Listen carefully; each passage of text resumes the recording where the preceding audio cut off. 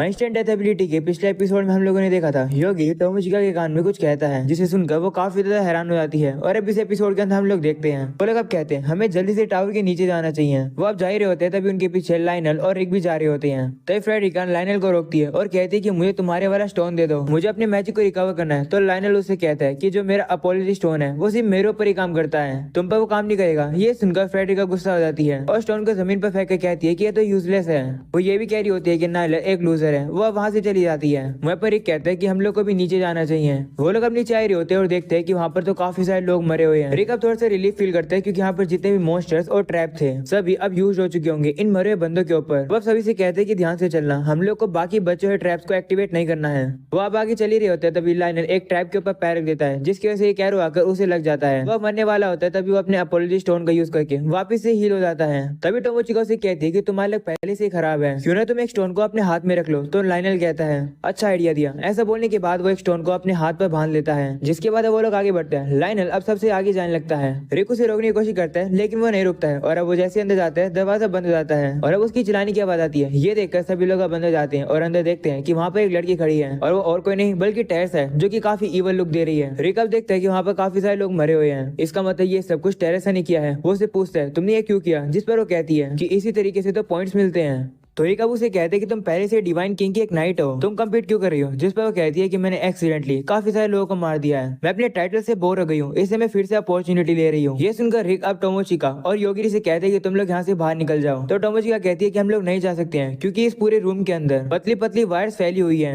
ये सुनकर टेरेसा उसे कहती है तुम वो देख सकती हो, तुम्हारी आंखें तो काफी ज्यादा तेज है। ऐसा बोलने के बाद उनके ऊपर हमला करती है। वहीं पर ब्रिक्स अपनी शील्ड से उसके अटैक को रोक रहा होता है। टेरेसा उसे कहती है कि नाइट ऑफ डिवाइन किंग ही ताकतवर होता है। तो रिक अब उसे कहते हैं कि अगर तुम्हारे ताकत ही तुम्हारे स्टैंडर्ड नहीं होती तो तुम अपना टाइटल कभी नहीं खोती। ये सब देख कर टोमोचिका कह रही होती है कि रिक एक काफी कमाल का तलवारबाज है, लेकिन टेरेसा काफी स्ट्रॉन्ग है, वो रिक को पीछे कर रही है। तभी योगिरी अपनी एबिलिटी का यूज करके टेरेसा को मार देता है। ये देखकर टोमोचिका और रिक काफी ज्यादा कंफ्यूज हो जाते हैं कि अभी ये क्या हुआ। योगिरी अब आगे आता है और कहता है कि लाइनल का लेफ्ट हैंड तो कटा हुआ है और इसी के अंदर स्टोन है। वो लोग अब देखते हैं कि लाइनल तो दूर पड़ा है और उसका हाथ कटा हुआ है। वो कहते हैं कि मुझे स्टोन दे दो। ये सुनकर टोमोचिका उसकी मदद करने जाती है, जिसके बाद वो लोग आगे बढ़ते हैं और वहाँ पर उन्हें वही लड़की दिखती है जो कि उन लोगों को कांग्रेचुलेशन करके कहती है कि तुम लोग 98 फ्लोर पर पहुंच गए, ये फ्लोर सेफ जोन है, यहाँ पर सोने की भी जगह है, तुम लोग यहाँ पर आराम कर सकते हो। तब योगी सभी से कहता है कि मुझे लगता है कि हम सभी लोग को अलग अलग जाना चाहिए, जिस पर वो सभी एग्री करते हैं। वही लाइनल कहता है कि मुझे तो आधी रात होने का वेट करना होगा क्योंकि तभी मुझे अपोलॉजी स्टोन मिलेंगे। वो सुनकर रिक कहते हैं ठीक है मैं तो आगे जा रहा हूँ। ऐसा बोलने के बाद वो चला जाता है। वही लाइनल एक रूम लेकर सोने के लिए चला जाता है। वहीं पर अब योगिरी और टोमोचिका भी रेस्ट करने के लिए रूम पूछते हैं। तो वो लड़की उन्हें बताती है कि हमारे पास सिर्फ एक ही रूम अवेलेबल है।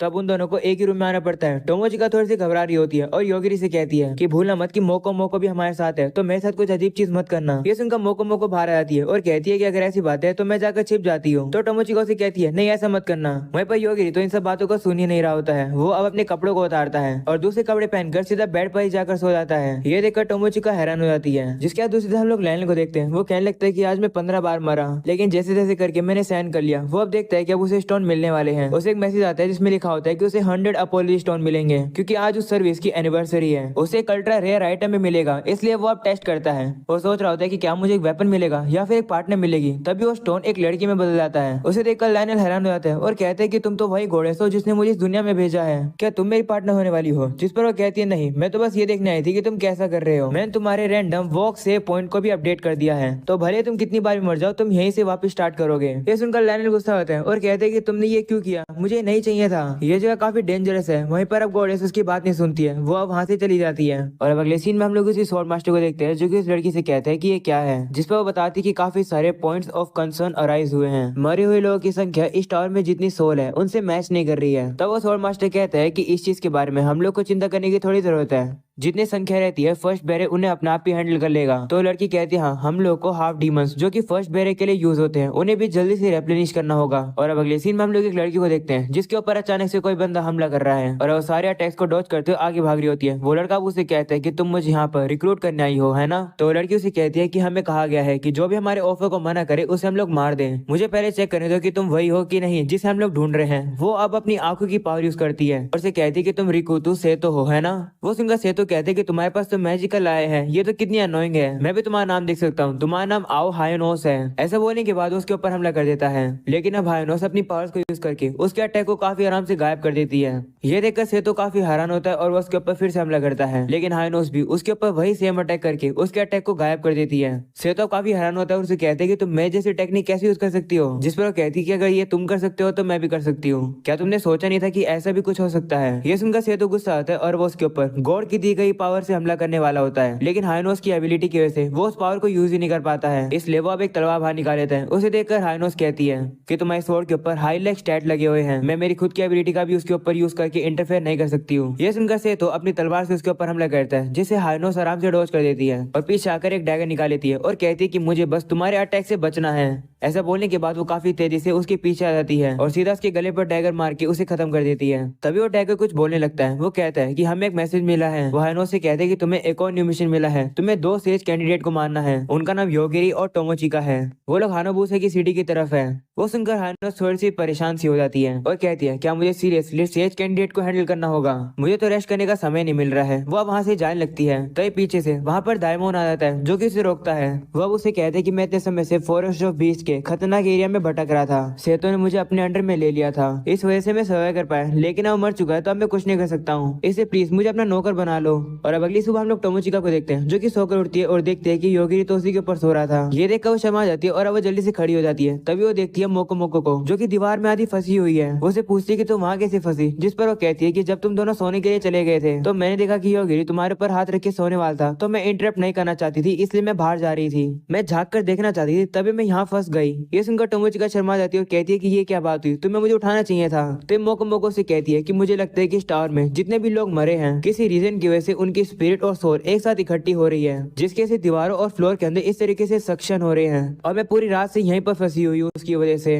तभी योगी भी उठ जाता है। तभी मोको मोको से कहती है कि क्या तुम मेरी मदद कर सकते हो। तो योगी कहते हैं ठीक है, मैं सक्शन मैकेनिज्म को मारने की कोशिश करता हूँ। तभी हम लोग देखते हैं मोको मोको दीवार के अंदर और ज्यादा खींची चली जा रही होती है। उसे देखकर टोमोचिका दुखी होती है और उसे लगने लगता है कि मोको मोको का खेल यहीं खत्म हो जाएगा। तभी योगी अपनी एबिलिटी का यूज करके उस सक्शन मैकेनिज्म को मार देता है, जिससे कि मोको मोको वहां से सेफली बाहर आ जाती है। वो अब काफी ज्यादा खुश हो जाती है कि वो बच गई। वो अब सोचने लगती है कि आखिर सारे मरे हुए लोग की सोल एक साथ इकट्ठा क्यों हो रही है। तो योगी कहता है कि लगता है ये कोई ट्रायल है। वो अब टोमोचिका से कहते हैं कि अपने आप को रेडी कर लो, क्योंकि अब से मैं उन सभी को मारने वाला हूँ जो कि लगेगा कि हमारा दुश्मन है। ये सुनकर टोमोचिका कहती है कि तुम तो हमेशा ऐसा ही करते आ रहे हो। तो योगी कहते हैं नहीं, मैं तो हमेशा कोशिश करता हूँ कि मैं ज्यादा लोगों को ना मारूं, लेकिन यहाँ पर जितने भी पार्टिसिपेंट्स है वो रेडी है, तो मैं भी हेजिटेट नहीं कर सकता हूँ। वो सुनकर टोमोचिका कहती है कि तुम मेरी चिंता मत करो, मैं तो पहले से ही रेडी हूँ। जब तुम अपनी एबिलिटी का यूज करके किसी को मारते हो तो मैं मानती हूँ कि उस पर्सन को मैंने मारा है, मैं कंप्लेन क्यों करूंगी, क्योंकि तुम तो हमेशा मुझे बचाते हो। ये बात मैं तुम्हें बताना नहीं चाहती थी। टोमोचिका को देखकर योगी काफी ज्यादा शर्मा जाता है और कहते हैं कि मुझे भूख लगी है। तो टोमोचिका कहती है ठीक है, मैं खाना मंगवा लेती हूँ। तब योगी भी शर्मा कर कहता है ठीक है। और अब अगली सीन में हम लोग हायोनोस को देखते हैं जो कि एक ड्रैगन के सामने आ जाती है। तो दाइमोन उसे कहते हैं कि हम लोग को यहाँ से भाग जाना चाहिए, क्योंकि आपकी पावर शीट एबिलिटीज को इनएफिशिएंट बनाती है, इसका मतलब आप इस ड्रैगन को नहीं हरा सकती हो। तो हायोनोस कहती है कि ये क्रिएचर इतना ज्यादा बड़ा है कि ये उड़ ही नहीं सकता है। जैसे वो ये बात बोलती है वो ड्रैगन अब उड़ नहीं पाता है और पीछे गिर जाता है। तो हायोनोस बताती है कि ये है मेरी एबिलिटी जस्ट वर्ड। ये एबिलिटी किसी भी फिनोमिना को चेंज कर सकती है, बस मुझे उसमें बिलीव करना होता है। वो सुनकर दाइमोन कहते हैं कि तो सुपर चीटिंग है। तो हायोनोस कहती नहीं, अगर मेरे अपोनेंट के पास हाई लक स्टैट है तो मैं उनके ऊपर इस एबिलिटी का यूज नहीं कर सकती हूँ। तभी हम लोग देखते हैं उस ड्रैगन को जो कि दाइमोन के पास आकर उसके हाथ को खा लेता है। वो अब जल्दी से हीलिंग पावर का यूज करके अपने हाथ को हील कर लेता है। वो ड्रैगन अब चढ़ चढ़ के ऊपर आ जाता है। तो हायोनोस कहती है कि मुझे बस ये ड्रैगन को हराना है। जैसे वो ये बात बोलती है उस ड्रैगन की गर्दन कट जाती है और वो मर जाता है। उस ड्रैगन की गर्दन में से एक अग्रेसर हेजहॉग बाहर निकलता है। उसे देखकर हायोनोस कहती है कि क्या ये इन्फॉर्मेशन इकट्ठी कर रहा है। तभी अचानक से उन लोगों को आसमान में वही टावर दिखाई देता है, जिसके बाद वो अग्रेसर वहां से चला जाता है। वो देखकर दाइमोन कहता है कि लगता है हम लोग बच गए। हायोनोस अब कहने लगती है कि अभी अभी मुझे एक टावर दिखा, वहाँ जाना थोड़ा डेंजरस हो सकता है, लेकिन क्या हमें वहाँ जाना चाहिए। तो दाइमोन कहता है नहीं, हमें नहीं जाना चाहिए। वो सुनकर हायोनोस उसे पकड़ लेती है और कहती है कि मैं चाहती हूँ कि तुम योगिरी को ढूंढो। तो दाइमोन कहते हैं नहीं, मैं योगिरी से वापिस से नहीं मिलना चाहता हूँ। लेकिन अब हायोनोस जबरदस्ती उसे अपने साथ ले जाने लगती है। वहीं दूसरी तरफ हम लोग टोमोचिका और योगिरी को देखते हैं जो कि ट्रैप्स को खत्म करके आगे बढ़ रहे होते हैं। तभी एक बंदा उन लोगों के सामने आता है और कहते हैं कि क्या तुम्हें नहीं लगता कि चीट एबिलिटी यूज करना गलत है। टोमोचिका उसे देखकर हैरान होती है और कहती है कि तुम अचानक से कहां से आ गए। जिस पर वो कहते हैं कि मैं इस टावर का क्रिएटर हूँ, तो मैं कहीं से भी आ सकता हूँ। मैंने इस टावर के अंदर ट्रैप्स लगाने में काफी ज्यादा दिमाग लगाया है। और तुम ऐसे ही पास कर रहे हो। तो योगी उसे कहते हैं क्या तो फिर हम लोग ऐसे ही जा सकते हैं क्या बाहर? तो कहते हैं नहीं, तुम बाहर नहीं जा सकते हो। ये टावर एग्जिस्ट करता है उन बैरियर को मेंटेन करने में जिससे कि डार्क गोड को सील कर रखा है। अगर वो डिस्ट्रॉय हो जाएंगे तो काफी बड़ी दिक्कत हो जाएगी। तो योगी उसे कहते हैं कि अगर तुम बस हमें जाने दोगे तो मैं और कुछ चीजों को खराब नहीं करूंगा। वो सुनकर वो कहते हैं तुम्हें क्या लगता है कि मैं तुम्हारी बात पर बिलीव करूंगा? तुम डार्क गॉड के साथ ही भी हो सकते हो। मेरा नाम इग्लेशिया है, लोग मुझे हाई विजार्ड बुलाते हैं। ऐसा बोलकर वो योगी और टोमोचिका को मारने वाला होता है। तभी योगी अपनी पावर को यूज करके उसे मार देता है। ये देखकर टोमोचिका योगी से कहती है कि तुमने उसे क्यों मारा? ये बंदा वीआईपी लग रहा था इस जगह का। तो योगी से कहते हैं कि वो हम लोग को मार देता अगर मैं उसे नहीं मारता तो। तब टोमोचिका कहती है हाँ पॉइंट तो है। दूसरी तरफ वापिस से उसी लड़की को दिखाया जाता है जो कि स्वॉर्ड मास्टर को बताती है कि माना डिवीजन का पाथवे और पहला बैरियर जो कि टावर के अराउंड है वो अनस्टेबल हो गया है और डोर क्लोजिंग मैकेनिज्म भी खराब हो गया है और जितने भी ट्रैप डिवाइसेस हैं वो एक एक करके बंद हो रहे हैं। अगले सीन में हम लोग रिक को देखते हैं जो कि बंदों को हरा रहा होता है जिसकी वजह से उसे 100 पॉइंट्स मिल जाते हैं। आगे से अब उसे लाइनल की चिल्लाने की आवाज आती है तो अब वो आगे जाता है और देखता है कि फ्रेडरिका ने लाइनल को अपनी फायर के अंदर फेंक रखा है। वो जाकर फ्रेडरिका से पूछता है कि यहाँ पर क्या चल रहा है, जिस पर वो बताती है कि लाइनल को अभी तक कोई भी पॉइंट्स नहीं मिले हैं इसलिए मैं उसकी मदद कर रही हूँ। हम लोग अब लाइनल को देखते हैं, एक बंदा उससे लड़ रहा होता है और छलांग लगाकर उसके ऊपर हमला कर देता है। तब लाइनल भी घबराया हुआ उसके ऊपर तलवार चलाकर उसे खत्म कर देता है और नीचे आकर गिर जाता है। ये देखकर रिक लाइनल से कहते हैं कि तुम तो ताकतवर हो गए हो, जिस पर वो कहता है हाँ मैंने 10 स्टोन को एक्सचेंज किया जिसकी वजह से मुझे अच्छे खासी इक्विपमेंट्स मिल गए।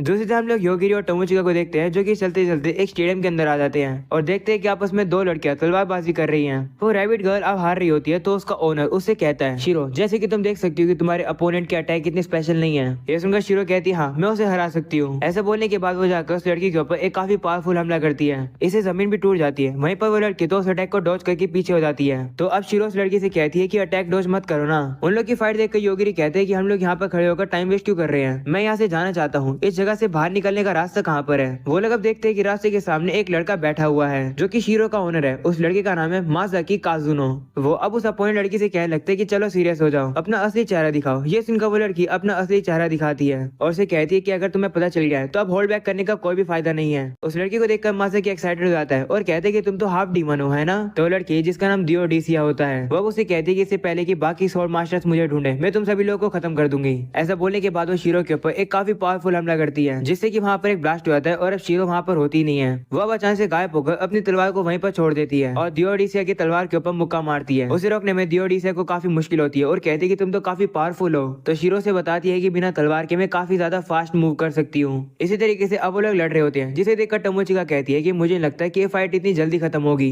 तब योगी चिल्लाकर मासेकी से कहते हैं कि क्या हम लोग यहाँ से बाहर जा सकते हैं। ये सुनकर सभी लोग शौक हो जाते हैं और अब वो उसी को ही देखने लगते हैं। मासेकी अब उसे कहते हैं कि तुम्हें क्या चाहिए। तो योगी उसे कहते हैं कि हम लोग यहाँ पर इंटरफेयर नहीं करेंगे, तो क्या अब हम लोग आगे जा सकते हैं। तो मासेकी उसे कहते हैं नहीं, क्यों ना तुम हमें ज्वाइन करो, मेरे बाकी साथियों को कोई भी पॉइंट्स नहीं मिले हैं, क्यों ना तुम उसे फाइट करो। जिस पर योगी कहते हैं कि लड़ने में मुझे कोई भी इंटरेस्ट नहीं है और वैसे भी हम लोग को पॉइंट्स नहीं चाहिए। तो मासेकी अब उसे गुस्सा होकर कहते हैं कि तुम्हें लड़ना चाहिए, मैं इस ट्रायल को एंजॉय कर रहा हूँ क्योंकि ये गेम की तरह है, मैं किसी को भी इस गेम को क्विट नहीं करने दूंगा। ये सुनकर योगी दियोडीसिया से कहते हैं कि तुम्हें क्या चाहिए। तो वो कहते हैं कि मुझे फर्क नहीं पड़ता कि तुम सभी लोग क्या करो क्योंकि मैंने पहले से ही पॉइंट्स इकट्ठे कर लिए हैं। तभी मासेकी कहता है चलो तुम तीनों एक तरफ हो जाओ और मेरे तीनों साथी एक तरफ हो जाएंगे, अगर तुम हमें हरा दोगे तो हम तुम्हें जाने देंगे। ऐसा बोलने के बाद वो सभी को अपने साथियों का इंट्रोडक्शन देता है। उस रैबिट गर्ल का नाम है शीरो और वो बड़ी सी लड़की उसका नाम है गेरेल्डा और एक छोटी सी लड़की जिसका नाम है एमा। और अब उन लोगों के बीच में फाइट शुरू हो जाती है। टोमोचिका परेशान होकर योगिरी से कहती है कि तुमने ये क्या किया, फालतू में फाइट शुरू कर दी। उन लोग की बातें सुनकर दियोडीसिया उनसे कहती है कि लगता है तुम लोग भी परेशानी में फंस गए, अगर बाकी दो लड़कियां भी उस रैबिट गर्ल जितनी ताकतवर हुई तो जीतना मुश्किल है। तो मासेकी उन्हें बताते हैं चिंता मत करो, शीरो ही सबसे ज्यादा कमजोर पर्सन है हमारी टीम में, अब मैं तुम दोनों से लड़ूंगा, दियोडीसिया से बाद में लड़ूंगा।